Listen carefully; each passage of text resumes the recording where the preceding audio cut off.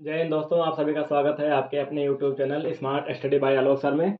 उम्मीद करता हूँ आप सभी एकदम ज़बरदस्त होंगे, मस्त होंगे और अपनी तैयारी में मस्त होंगे। तो आइए आप सभी के लिए एक नई शुरुआत। आज से हम लोग मैथ की क्लास करेंगे और मैथ की क्लास में हम लोग सीखेंगे मैथ को कि कैसे लगाया जाता है, क्या होता है। तो सबसे पहला टॉपिक होगा हमारा नंबर सिस्टम का। क्या होगा? नंबर सिस्टम यानी कि संख्या पद्धति। तो संख्या पद्धति में संख्याओं के बारे में हमें जानना है। तो सबसे पहले संख्या क्या है? तो संख्या में हम लोग जानेंगे संख्या स्थान निरूपणम, यानी कि एक होता है संख्या स्थान निरूपणम। ठीक है, निरूपणम यानी कि संख्याओं का निरूपण कैसा हुआ, निरूपणम। ठीक है, संख्या स्थान निरूपणम में हम लोग जानेंगे संख्याओं का स्थान कैसे निरूपित हुआ। हमें पता है संख्याएं होती हैं 10, 1 से लेकर 9 तक।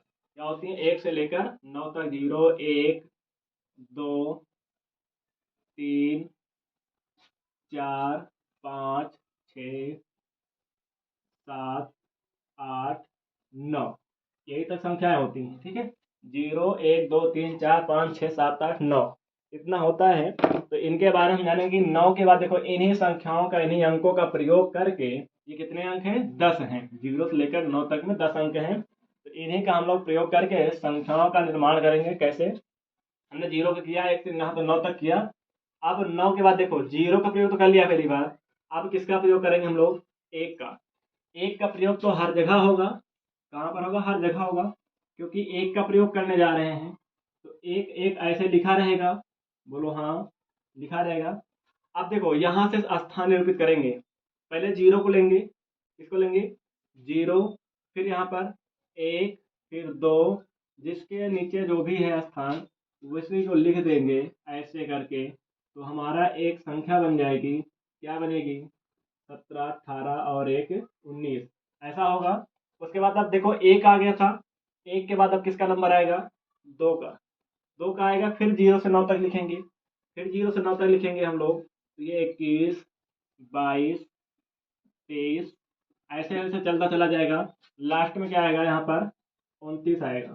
ठीक है, उसके बाद 29। अब देखो 0 को लिया पहले, 1 को लिया, 2 को लिया, अब किसका नंबर है? 3 का है।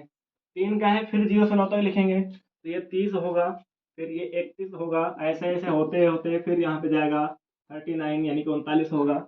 अब उसके बाद देखो 3 का क्रम हो गया। अब 4 का लेंगे। 4 का लेंगे तो 0 से फिर 9 तक लिखेंगे। फिर ऐसे 5 को लेंगे, 6 को लेंगे, ऐसे लिखते लिखते एक नंबर आएगा 10 का। फिर 9 के बाद 10 का, 10 के बाद फिर 11 का, फिर 12 का, ऐसे करते हुए हम लोग चले जाएंगे और संख्याओं का स्थान निरूपण होता चला जाएगा, संख्याएं बनती चले जाएंगी। तो इस संख्या स्थान निरूपण में यानी कि संख्या पद्धति नंबर सिस्टम में हम लोग क्या पढ़ेंगे? तो सब हमारा चैप्टर जो होगा, जैसे कि इकाई अंक, यानी कि इकाई अंक होगा, स्थानीय मान होगा, जातीय मान होगा, संख्याएं होंगी ना, विभाज्यता का नियम होगा, शेषफल प्रमेय होगा, गुणनखंड होगा, योगफल होगा, शून्यों की संख्या होगा और कुछ विविध के प्रश्न होंगे। तो अगर चैप्टर की बात करें, चैप्टर की अगर हम बात करें तो हमारा होगा संख्याएं। क्या होगा? संख्याएं। फिर उसके बाद क्या होगा? हम कहेंगे स्थानीय मान। स्थानीय मान, जातीय मान, जातीय मान, स्थानीय मान, जातीय मान। फिर क्या होगा? विभाज्यता का नियम। शेषफल प्रमेय पढ़ेंगे। शेषफल प्रमेय के बाद क्या पढ़ेंगे हम लोग? गुणनखंड पढ़ेंगे। गुणनखंड पढ़ेंगे। गुणनखंड के बाद क्या पढ़ेंगे हम लोग? योगफल पढ़ेंगे। योगफल के बाद क्या पढ़ेंगे हम लोग? हम लोग पढ़ेंगे इकाई का अंक। क्या पढ़ेंगे? इकाई का अंक। इकाई का अंक पढ़ेंगे। उसके बाद हम लोग पढ़ेंगे शून्यों की संख्या।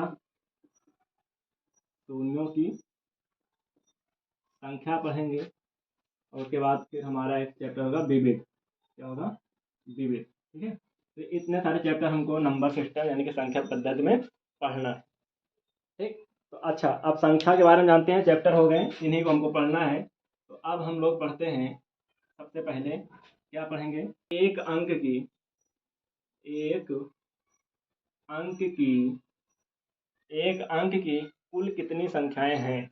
चलो, एक अंक की कुल कितनी संख्याएं हैं, कितनी संख्याएं हैं, ये आपका सवाल है। मान लो आपके एग्जाम में पूछ लिया जाए कि एक अंक की कुल कितनी संख्याएं हैं, तो ऐसी संख्या है जिनमें एक अंक है।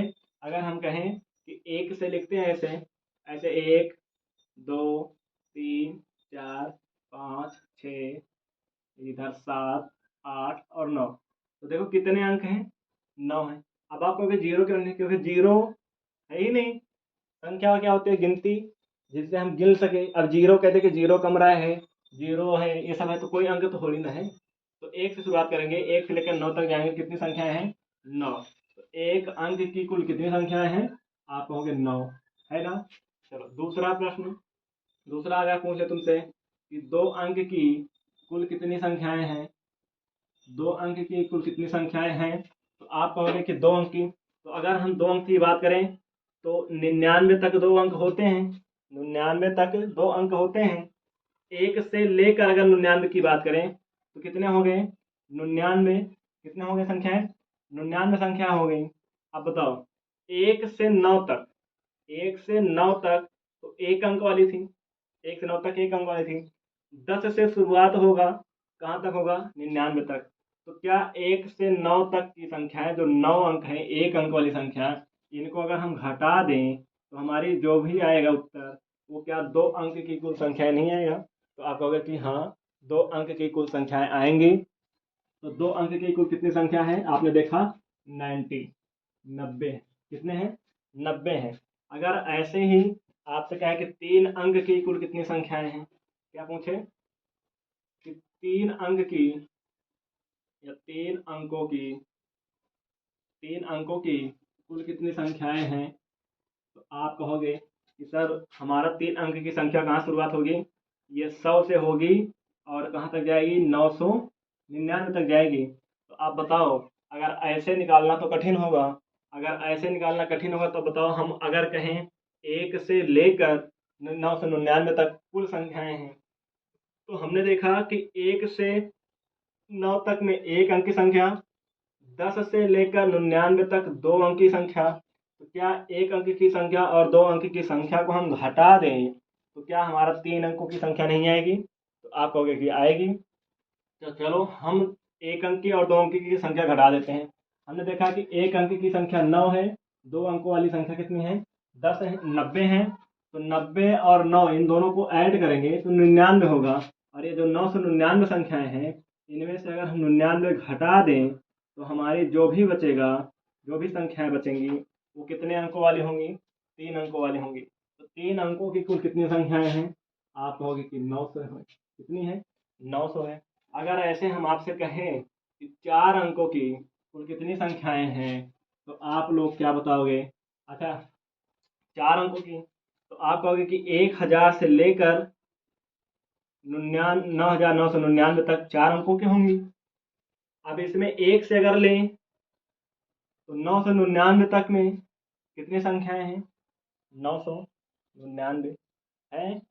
अगर 999 है तो इन 999 को अगर हम 9999 से घटा दें तो जो भी बचेगा वो हमारी चार अंकों वाली संख्या होंगी। कहोगे यस सर, गुड। तो ये चार अंकों वाली संख्या कितनी हो गई, 9000। कितनी हो गई, 9000। तो आपको एक कॉन्सेप्ट खूबसूरत सा निकल के आया होगा। आपने देखा होगा कि आपको क्या दिख रहा है कि जितने अंक की पूछ रहा है उतने जीरो लगते चले जा रहे हैं। एक अंक की पूछा गया था, एक अंक की तो कोई भी जीरो नहीं था। दो अंकों की पूछा गया, एक जीरो। तीन अंकों की पूछा गया तो दो जीरो। चार अंकों की पूछा गया तो तीन जीरो। अगर ऐसे पांच अंकों की पूछ ले तो कहोगे सर 9 लिखना है, 9 लिखना है और चार जीरो लगा देना है, तो 9000 90000 हो जाएगा, हो जाएगा। इसी प्रकार से अगर अब एक खूबसूरत सा सवाल आता है, एसएससी में आया हुआ सवाल है, कौन सा आया है कि 100 अंकों की, 100 अंकों की कुल कितनी संख्याएं हैं, कुल कितनी संख्याएं हैं। तो तो आप लोग बताइएगा कि 100 अंकों की कुल कितनी संख्याएं हैं। तो भैया अगर ऐसा हम जीरो लगाते चले जाएं कि हम 9 लिख दें और उसमें एक 100 अंकों की पूछा है, 99 जीरो लगा दें, 99 जीरो लगाते लगाते तो हमारा पेज ही भर जाएगा। तो हम ऐसा नहीं करेंगे, इनको हम घात के रूप में लिख लेंगे। किस में लिख लेंगे? घात के रूप में लिख लेंगे। कैसे? हमको पता है कि 9 गुणे ऐसे लिख लेंगे। अगर इसको लिखना हो तो हम कहेंगे कि 9 गुणे 10, इतना लिखेंगे, यानी कि 10 घाते 1 कर लेंगे, तो 10 का नाम 10 हो जाएगा, 9 10 में 90 हो जाएगा। अगर इसको करें तो 9 गुणे 10 के घाते 2, तो 100 दाम अगर 1 हो गया तो 2 हो जाएगा ना, तो कितना हो जाएगा? 10 दाम 100, 100 9 या 900। अगर इसकी बात करें तो 9 गुणे 10 घाते 3, 100 दाम में 1000 हो जाएगा, 1000 9 या 9000। अगर ऐसे इसको करें तो हम कहेंगे कि 9 गुणे 10 के घाते 4, जितने जीरो उतने घात। तो ऐसे 100 अंक हैं, 100 अंक में एक तो 9 चला गया, तो हम कहेंगे 10 घाते 99, 9 गुणे 10 घाते 99, ठीक है। क्योंकि 99 जीरो होगा पीछे, तो 99 घाते लगे, जितने जीरो उतने घात लगता चला गया। तो खूबसूरत सा सवाल ये बन गया, आपको तैयार हो गया। अब आइए थोड़ा सा गिनती के बारे में जानते हैं। ये बेसिक है लेकिन इनको हमें जानना जरूरी होता है। आप लोग स्क्रीनशॉट ले लीजिएगा फटाक से, आगे चलते हैं।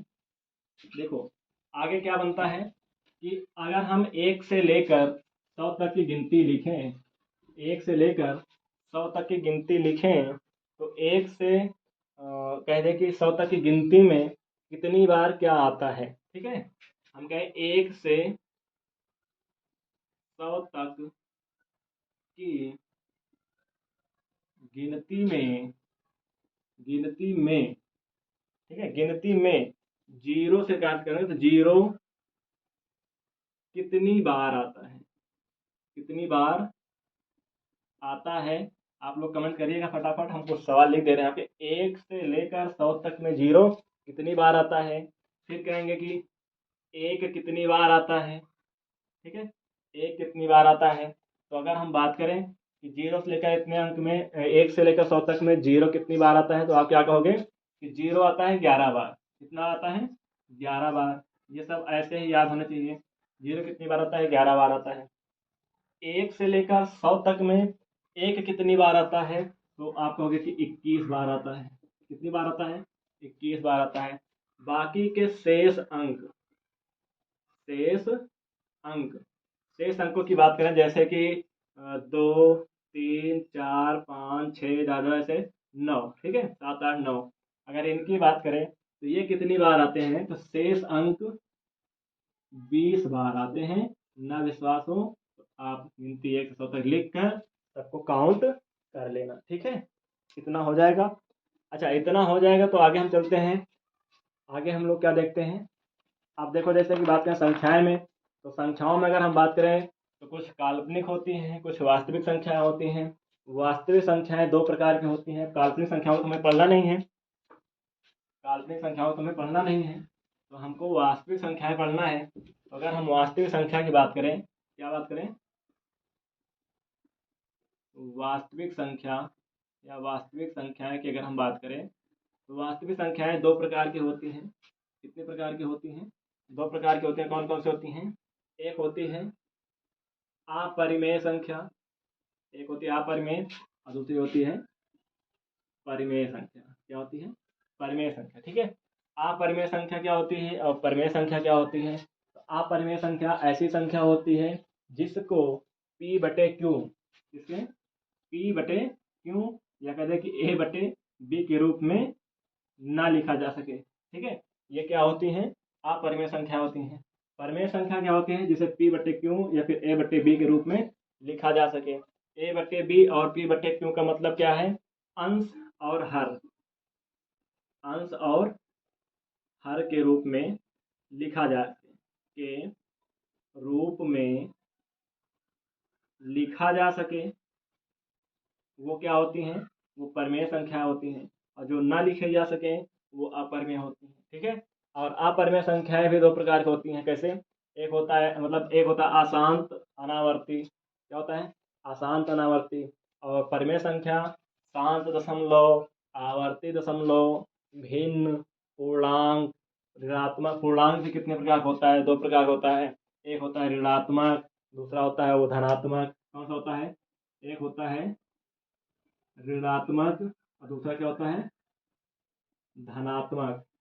तो अगर इनकी बात करें, और बीच में होता है उदासीन। क्या होता है? उदासीन। कैसे?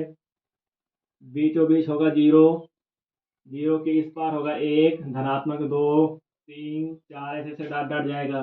और इधर की बात करें तो माइनस में होगा -1, -2, -3, -4, ऐसे ऐसे होगा। तो जो माइनस में लिखी हुई संख्याएं हैं ये ऋणात्मक हैं, और जो प्लस में लिखी हुई संख्याएं हैं ये धनात्मक है। 0 न तो ऋणात्मक है और न तो धनात्मक है। ठीक है, अगर इतनी बात हो गई पूर्णांक में, तो अगर धनात्मक की बात करें हम लोग, क्या बात करें? धनात्मक की बात करें, धनात्मक की अगर हम बात करें तो धनात्मक क्या है?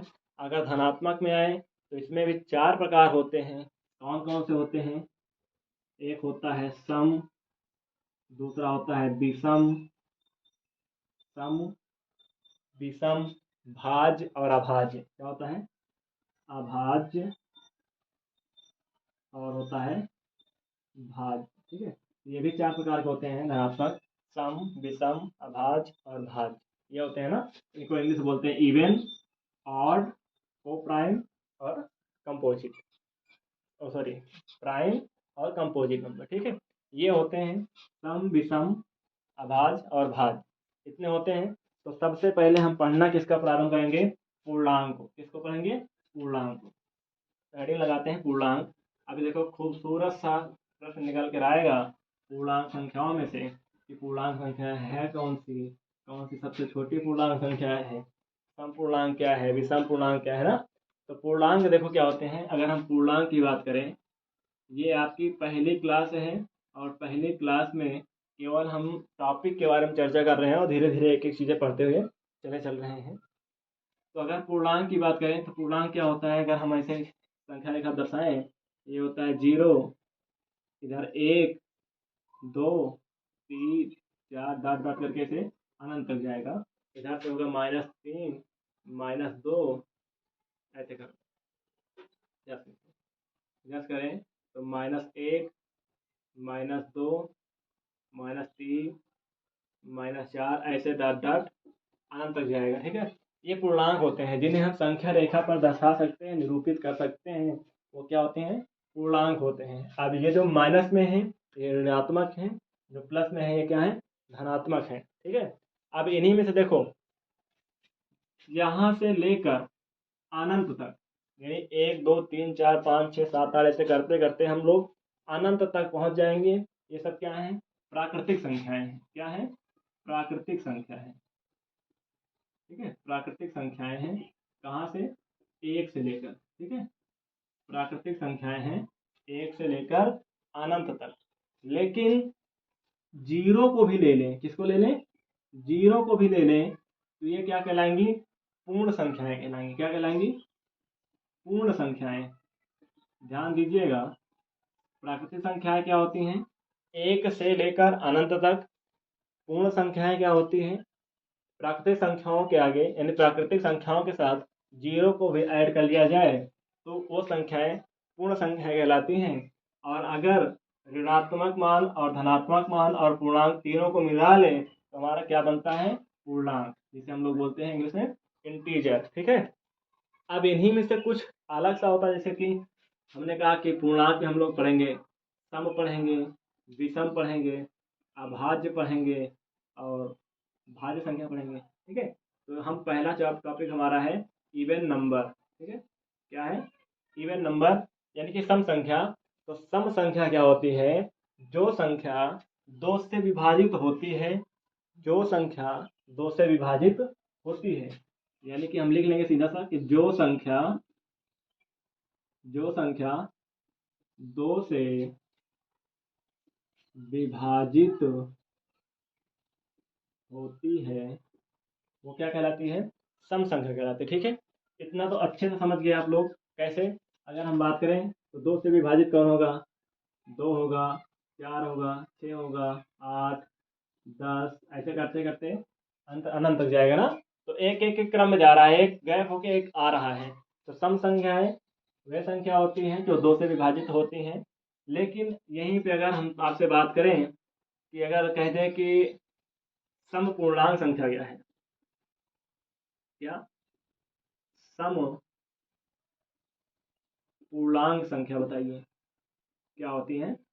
तो जब भी सम संख्या की बात होगी तो अच्छा ये बताओ, हम कह रहे हैं कि सम संख्या कौन सी है, तो हमने कहा कि 2 4 6 8 10। अच्छा, दो ये भी है, दो ये भी है, ये माइनस प्लस में है, ये माइनस में है। तो हमने -2 क्यों नहीं कहा, -2 क्यों नहीं कहे, क्यों नहीं कहे, और देखते हैं। देखो, जब भी सम की बात करेगा तो हम धन वाला मान लेते हैं, किसके मान लेते हैं, धन वाला। और अगर सम पूर्णांक की बात करेगा, सम पूर्णांक की बात करेगा तो हम माइनस वाला और प्लस वाला दोनों लेंगे। क्या लेंगे, माइनस वाला प्लस वाला दोनों लेंगे। जैसे कि -2, -4, -6, -8, ऐसे ऐसे करते जाएंगे। ठीक है, फिर 2 4 6 8 ऐसे। तो ये सब क्या है, समपूर्णांक संख्या है। अगर कोई पूछे कि समपूर्णांक संख्या, तो समपूर्णांक संख्या में माइनस से उठाना है 2 से 4 6 ऐसे अनंत तक जाना है, और इधर प्लस उठाना है अनंत तक जाना है। ठीक है, तो क्योंकि पूर्णांक के अंतर्गत सब आते हैं ना, तो प्लस माइनस दोनों आता है। और जब भी सम संख्या इवन नंबर की बात करेगा तो जो सम संख्या यानी जो संख्या 2 से विभाजित होगी वो हो गया 2 4 6 8 ऐसे करके। ठीक, अच्छा अब बताओ, हम देख रहे हैं कि जीरो से अगर स्टार्ट करें हम लोग, जीरो से जा रहे हैं 2 पर, 2 से जा रहे हैं 4 पर, 4 से जा रहे हैं 6 पर, 6 से 8 पर, ऐसे जा रहे हैं। 2 4 6 8 हमने कहा, फिर इधर -2 -4 -6 -18 ऐसे कहा। तो क्या बताओ कि जीरो सम संख्या है कि नहीं है, जीरो सम संख्या है कि नहीं है। तो आप लोग बताते हो ना कि सम संख्या हो 0 2 4 6 8 ऐसे बोलते हो ना, क्यों है, कॉन्सेप्ट कुछ इसका इतना है कि एक एक के एकांतर क्रम में जा रहा है, हर अगली दूसरी संख्या सम संख्या है। तो इधर से देखो 4 है, 4 से दूसरी संख्या -2 है, माना दूसरी संख्या कौन है, 0 है। अगर इधर से भी आए तब भी दूसरे नंबर पे आ रहा है, इसलिए 0 भी एक समपूर्णांक संख्या है। सम संख्या नहीं है लेकिन समपूर्णांक संख्या है। क्या है, तो नोट करके लिखिएगा, नोट करके लिख लेगा, 0 भी एक समपूर्णांक संख्या है, समपूर्णांक संख्या है। अगर बोले कि सम संख्या है 0, जीरो सम संख्या नहीं है, जीरो क्या है, जीरो एक समपूर्णांक संख्या है। इतनी बात आपको समझ में आ गई होगा। अब आइए देखते हैं विषम संख्याएं, क्या देखते हैं, विषम संख्याएं। विषम संख्याएं क्या होती हैं, तो इन्हीं से कॉन्सेप्ट निकल जाएगा कि वे संख्याएं जो 2 से विभाजित नहीं होती हैं। हाँ, वे संख्याएं जो 2 से विभाजित ना हो उन्हें क्या बोल देंगे हम लोग, ऑड नंबर, यानी कि विषम संख्याएं ना, विषम संख्याएं जो 2 से विभाजित, जो 2 से विभाजित ना हो। जैसे हम कहें कि 2 से विभाजित ना हो, कैसे ना हो, अगर देखो सम में हम अगर विषम जोड़ें, एक देखो सम में अगर हम लोग विषम जोड़ें तो क्या मिलेगा, हमेशा विषम मिलेगा। क्या मिलेगा, विषम मिलेगा। नहीं पता है, देखो कैसे, जैसे हम जीरो को लेते हैं, आप कहते हो जीरो सम नहीं है, विषम नहीं है, तो जीरो सम को अगर हम लेते हैं, अगर विषम जोड़ते हैं तो क्या मिलेगा, विषम। क्या मिलेगा, विषम। अगर कहते हैं कि जीरो सम नहीं है विषम है, तो कहते 4 सम है, जीरो विषम है, अगर इसको जोड़ो तो 4 आएगा, ये सम आ जाएगा ना। तो ऐसा जीरो क्या है, सम संख्या है, सम पूर्णांक है। तो इतने समझ गए इतना। अब विषम संख्याएं वे संख्याएं जो 2 से विभाजित ना हो, विषम संख्याएं कहलाती हैं। कैसे, आइए देखते हैं। 1 3 5 7 9 11 13 ऐसे ऐसे करते हुए चले जाएंगे। ये सब क्या है, विषम संख्याएं हैं। लेकिन विषम पूर्णांक संख्या अगर पूछे, क्या पूछे, विषम पूर्णांक संख्या, विषम पूर्णांक संख्या अगर पूछे, संख्या पूछे या संख्याएं पूछे, तो आप क्या बताओगे, इधर तो प्लस वाला ले रहे हैं ना, सम विषम में प्लस वाला ले रहे हैं, और विषम पूर्णांक में प्लस वाला भी मान और माइनस वाला भी मान दोनों लेंगे। ठीक है, तो 1, 3, 5, 7, 9 ऐसे करते हुए सम वाला भी लेंगे और विषम वाला भी लेंगे। ठीक है, तो याद रहे कि अगर विषम पूर्णांक संख्या पूछता है तो 1, 3, 5 इनके प्लस वाला मान लेना है। अगर सम संख्या पूछे तो हमें प्लस वाला मान लेना है, 2, 4, 6, 8। अगर सम पूर्णांक संख्याएं पूछे तो प्लस वाला भी मान लेना है और माइनस वाला भी मान हमें ले लेना है। अगर विषम पूछे तो प्लस वाला 1, 3, 5, 7, 9 लेना है। अगर विषम पूर्णांक पूछे तो माइनस वाला भी लेना है, प्लस वाला भी लेना है, दोनों को ऐड करना है, दोनों को लेना है। ठीक है, ऐसा नहीं है अगर तुमसे मान लो कि एक क्वेश्चन ऐसे लिखा हो कि निम्न में से विषम पूर्णांक कौन सा है। ठीक है, अगर ऐसा लिखा हो और ऑप्शन में हो, पहला वाला ऑप्शन हो 4, दूसरा ऑप्शन हो बी ऑप्शन हो 6, सी ऑप्शन हो 8, डी ऑप्शन हो -3 और ई ऑप्शन हो एक पांचवा ऑप्शन हो एन ओ टी, यानी इनमें से कोई नहीं। तो आप ये मत कहना कि सर विषम संख्या पूछा है, विषम पूर्णांक संख्या क्या पूछा है, विषम संख्या पूर्णांक संख्या पूछा है। अगर पूछा है तो विषम संख्या तो 1, 3, 5, 7, 9 प्लस 11 प्लस में होते हैं और इसमें तो ऐसा कुछ है नहीं, ये माइनस में दिया है। तो हाँ, उसने पूछा गया है, उसने पूछा है कि विषम पूर्णांक संख्या, तो हमने कहा कि विषम पूर्णांक संख्या में प्लस वाला भी मान होता है और माइनस वाला भी होता है। तो हमने देखा, हमको दिख गया माइनस वाला, तो ये वाला हमारा सही हो गया। नहीं तो कह दो कि नहीं एन ओ टी इनमें से कोई नहीं, तो ऐसी कोई बात नहीं होगी। अब आइए, इतनी बात समझ गए हो तो अब आइए चलते हैं हम लोग अभाज्य संख्या की ओर। कहाँ चलते हैं, अभाज्य संख्या की ओर चलते हैं। अभाज्य संख्या क्या होती है, अभाज्य संख्या क्या होती है। अच्छा, अभाज्य संख्या कहाँ से, कॉन्सेप्ट समझो कैसे आया अभाज्य संख्या का। अभाज्य संख्या, ठीक है, अभाज्य संख्या अगर हम कहें कि 1 है, 2 है, 3 है, 4 है, 5 है, 6 है, ऐसे संख्याएं लिखी हों और अभाज्य संख्या होते हैं कि जिनके सिर्फ 2 गुणनखंड हो। कितने हो, 2 गुणनखंड हो, उन्हें हम लोग अभाज्य संख्या या फिर ऋण संख्या या फिर असंयुक्त संख्या कहते हैं। उन्हें क्या बोलते हैं, अभाज्य संख्या, ऋण संख्या या फिर असंयुक्त संख्या कहते हैं, यानी कि प्राइम नंबर कहते हैं। ठीक है, अभाज्य संख्या अगर 2 गुणनखंड हो, कितने गुणनखंड हो अभाज्य संख्या के, 2 गुणनखंड हो, 2 गुणनखंड हो। अब देखते हैं, एक का एक ही गुणनखंड होगा, एक ही होगा, है ना। 2 की बात करें, 1 और 2 होगा। अगर 3 की बात करें तो 1 और 3 होगा।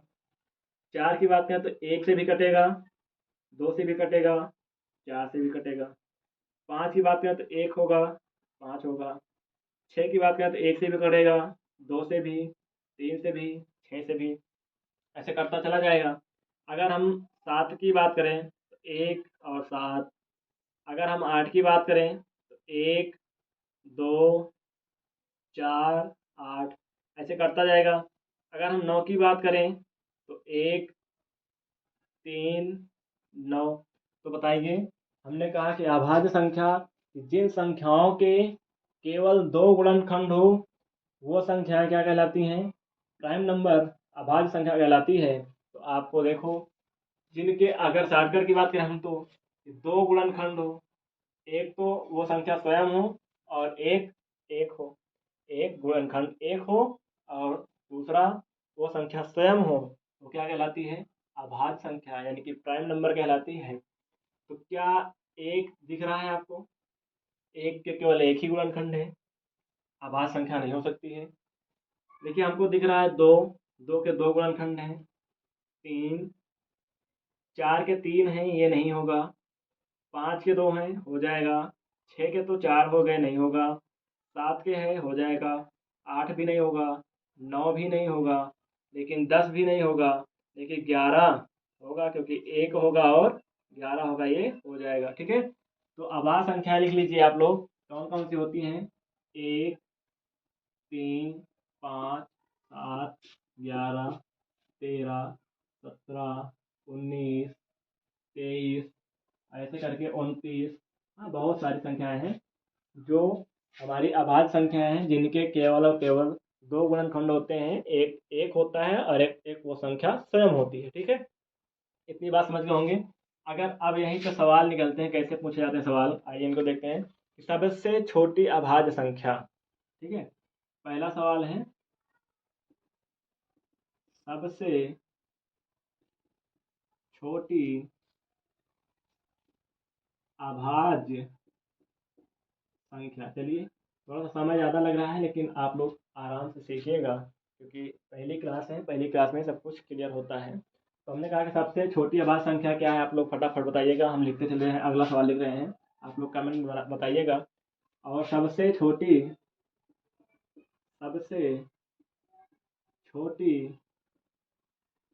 सम अभाज्य संख्या, सम अभाज्य संख्या कौन सी है, इसको भी आप लोग बताइए फटाफट।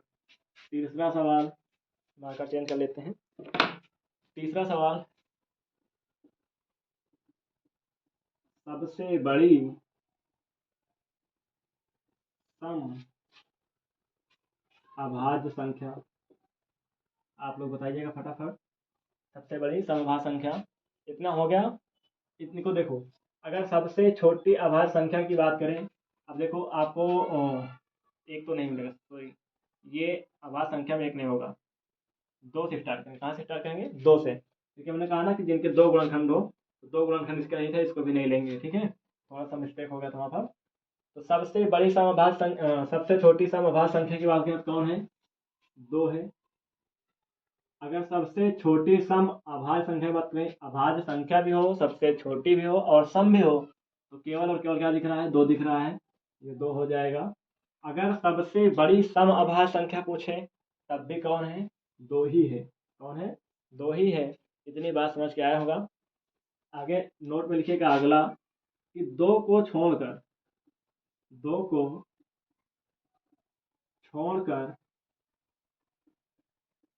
शेष अभाज्य संख्या विषम होती है। शेष अभाज्य संख्या विषम होती है। क्या होती है? विषम होती है। ठीक है, केवल दो ऐसी संख्या है जो सम होते हुए भी अभाज्य है, बाकी की सारी संख्याएं विषम हो है। क्या है? विषम है, अभाज्य है। ठीक है, छोड़कर। ठीक, अब अगले आगे आगे लिखते हैं कि 1 से 50 तक, 1 से 50 तक में, 1 से 50 तक में कुल कितनी अभाज्य संख्याएं हैं? कुल कितनी अभाज्य संख्याएं हैं? आप लोग बताइएगा कि 1 से 50 तक में कुल कितनी अभाज्य संख्याएं हैं। उसके बाद 51 से 100 तक में कुल कितनी अभाज्य संख्याएं हैं, इतना लिखो। फिर ऐसे लिखेंगे, ये सब डायरेक्ट याद करना है कि 1 से 100 तक में कुल कितनी अभाज्य संख्याएं हैं। ठीक, इतना देखिए।